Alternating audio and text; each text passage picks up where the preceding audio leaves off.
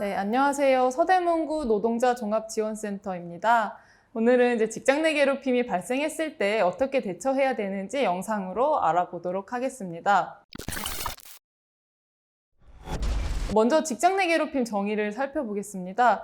직장 내 괴롭힘이란 직장에서의 지위 또는 관계 등의 우위를 이용하여 업무상 적정 범위를 넘어 다른 근로자에게 신체적, 정신적 고통을 주거나 근무 환경을 악화시키는 행위로 이 세 가지 요건을 모두 충족한 경우에 직장 내 괴롭힘이라고 할 수 있습니다.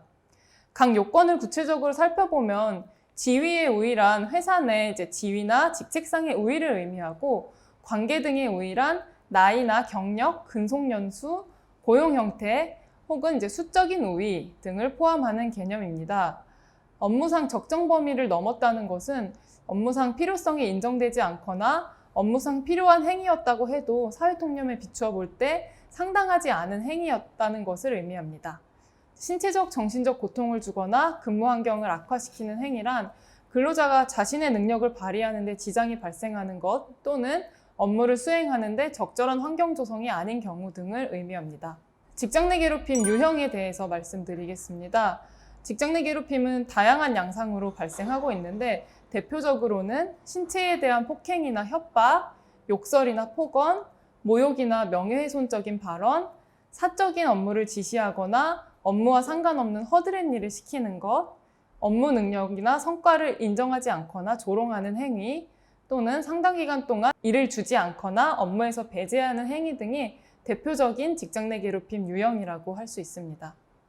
직장 내 괴롭힘이 발생하면 누구든지 사용자 또는 사업장 내 신고 담당자에게 괴롭힘이 발생했다는 사실을 신고할 수 있습니다.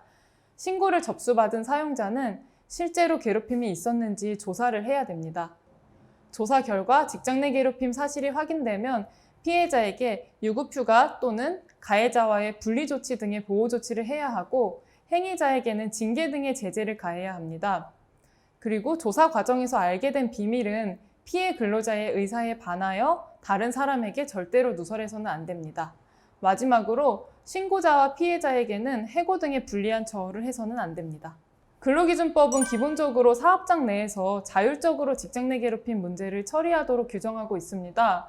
그래서 괴롭힘이 발생하면 우선 사용자한테 신고하도록 하고 있는데 신고를 받은 사용자가 아무런 조치를 하지 않거나 조사를 개시하지 않는 경우도 있습니다. 이런 경우에는 노동청에 직장 내 괴롭힘 사실과 사용자가 조치 의무를 이행하지 않는다는 내용으로 신고를 할 수 있습니다. 사용자의 조치 의무 위반은 500만 원 이하의 과태료 부과 대상이니 사용자에게 신고를 했음에도 현재까지 아무런 조치가 이루어지지 않는다는 내용으로 노동청에 신고하실 수 있습니다. 직장 내 괴롭힘이 발생했을 때 조사 및 조치 의무가 사용자에게 있지만 간혹가다 사용자가 괴롭힘 행위를 한 경우가 있습니다. 이 경우에는 사용자의 괴롭힘을 사용자한테 신고할 수가 없으니 노동청에 직장 내 괴롭힘 사실을 신고할 수 있습니다. 그리고 사용자 또는 사용자의 친족이 괴롭힘 행위자인 경우에는 1,000만 원 이하의 과태료가 부과될 수 있으니 사용자 친족이 괴롭힘 행위자인 경우에도 노동청에 신고하실 수 있습니다. 직장 내 괴롭힘 신고자와 피해자에게 불리한 처우를 해서는 안 되는데요. 불리한 처우란 해고와 같은 신분 상실에 해당하는 불이익, 징계 등의 부당한 인사조치, 직무 재배치 또는 직무에서 배제하는 본인의 의사에 반하는 인사조치, 평가를 부당하게 하거나 임금에서 차별을 주는 행위, 교육훈련 기회 제한, 직원들 사이에 따돌림이나 폭언 등이 발생하거나 그런 행위가 발생하는 것을 방치하는 행위 등이 불리한 처우에 해당합니다. 피해자나 신고자에게 어떠한 보호 조치를 할 수 있는지에 대해서 근로기준법은 근무장소의 변경이나 유급휴가 명령 등의 조치를 할 수 있다고 규정하고 있습니다. 직장 내 괴롭힘 행위가 중단되고 2차 피해가 발생하지 않으면서 비밀이 유지될 수 있도록 하는 것을 취지로 피해자의 의견을 참고해서 사업장 사정에 맞는 적절한 방식을 찾아야 할 것입니다. 근로기준법에는 직장 내 괴롭힘 신고를 어떻게 해야 되는지 정해진 방식은 없습니다.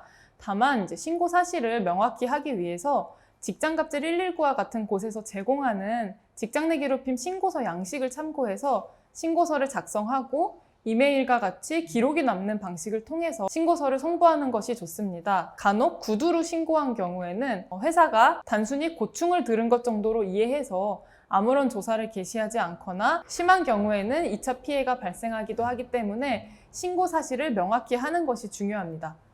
폭언이나 모욕과 같은 언어적 행위의 괴롭힘이 발생한 경우에는 문제되는 상황을 녹음해서 입증 자료를 준비하는 것이 필요하고, 근무 장소를 통상적이지 않은 곳으로 옮기거나 필요한 집기를 제공하지 않는 것처럼 시각적인 정보가 효과적인 경우에는 사진 촬영을 하는 방식으로 증거를 모을 수 있습니다.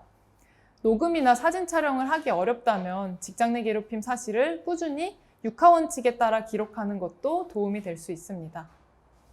회사에서 일하시다가 직장 내 괴롭힘과 같은 부당한 일을 겪었을 때 내가 사회생활을 잘 못하는 건가 하는 착각을 하실 수도 있습니다.